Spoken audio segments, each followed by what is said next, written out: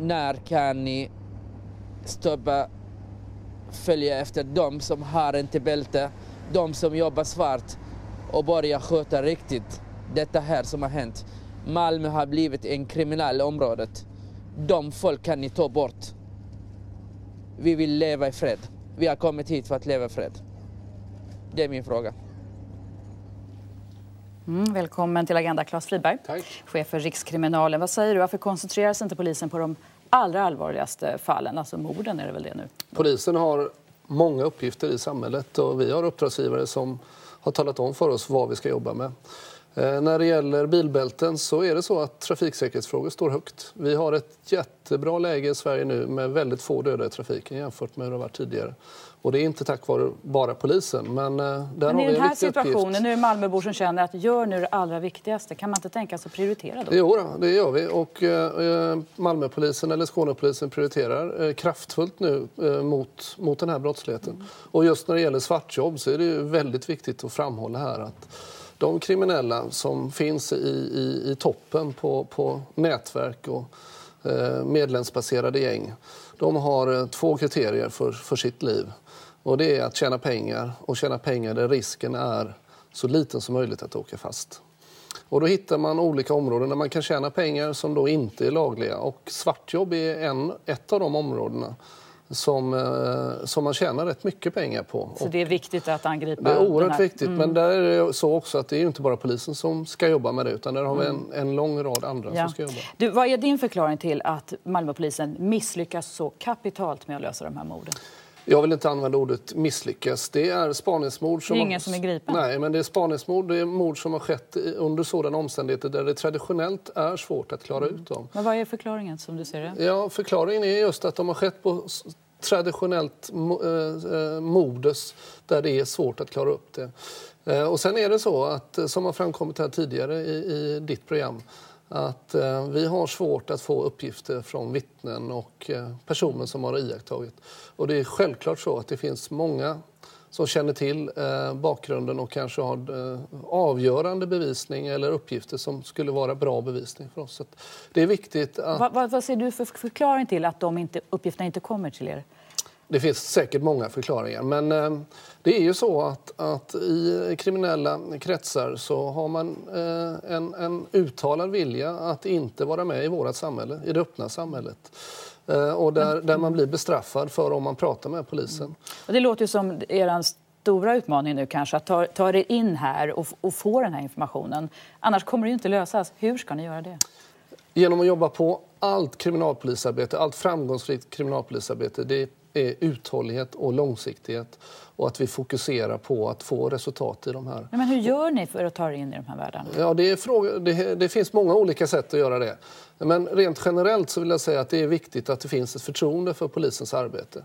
Att det finns ett förtroende att man till polis och åklagare kan gå med uppgifter, att man blir behandlad med respekt och att om man är rädd att vi då från polisens sida kan hjälpa dem som vill lämna uppgifter. Kan ni det då? Kan ni lova absolut, det kan vi.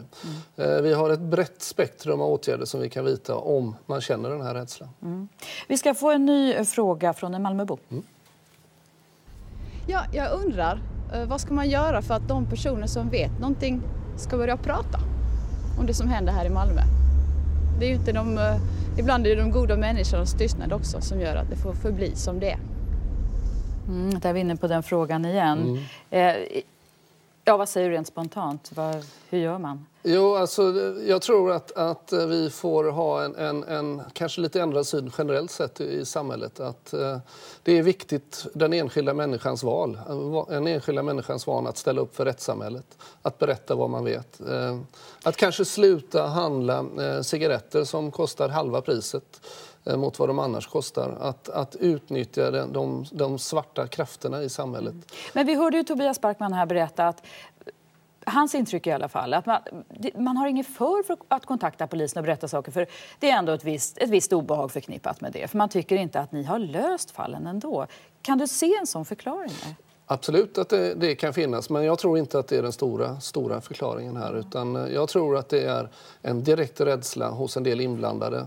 Ett direkt avståndstagande från att inte vara med i vårat öppna samhälle som gör att man inte vill ställa upp. Samtidigt kan man ju tänka, att man ser reportaget här innan, att vara mer öppna samhället, men polismännen själva vill inte visa sina ansikten och gå ut med namn i vårt reportage för att uppmana att komma med information. Är inte det konstigt? Jag kan ju inte skälen till deras ställningstagande detta, men ett generellt skäl till att en del poliser inte vill varken framkomma med namn eller ansikten är ju att de jobbar i kriminella kretsar.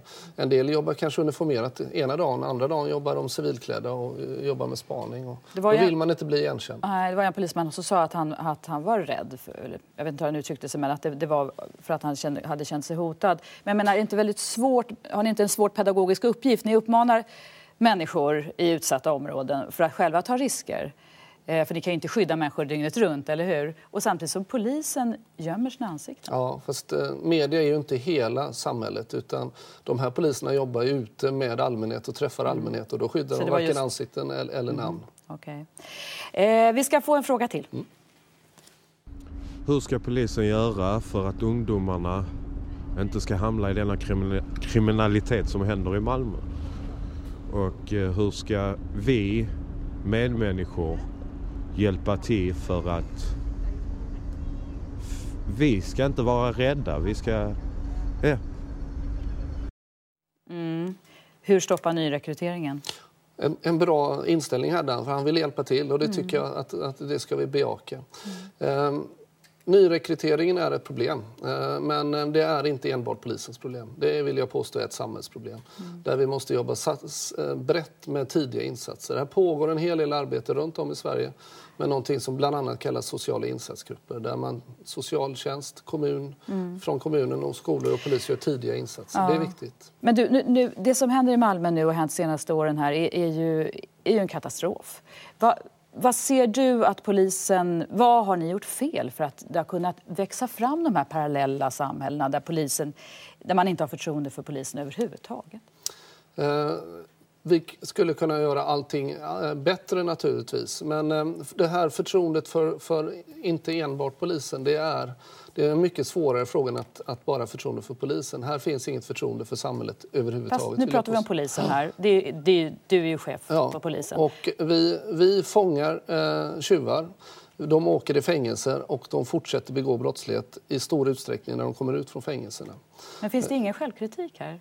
Jo, absolut. Jag säger att vi kan göra mycket annorlunda, men mycket vad bättre. Hade ni kunnat gjort det som vi hade kunnat göra bättre och tidigare, generellt sett inom polisen, det är att börja med myndighetssamverkan på det sätt som nu sker i Malmö och på andra ställen i Sverige. För just komma åt den organiserade brottsligheten? Nej, för att just komma åt pengarna som är grogrunden och drivkraften för den kriminella verksamheten. Så det arbetet som förs nu, det skulle man börja tidigare? Det tycker jag. Ja. Tack för att du kom till Agenda.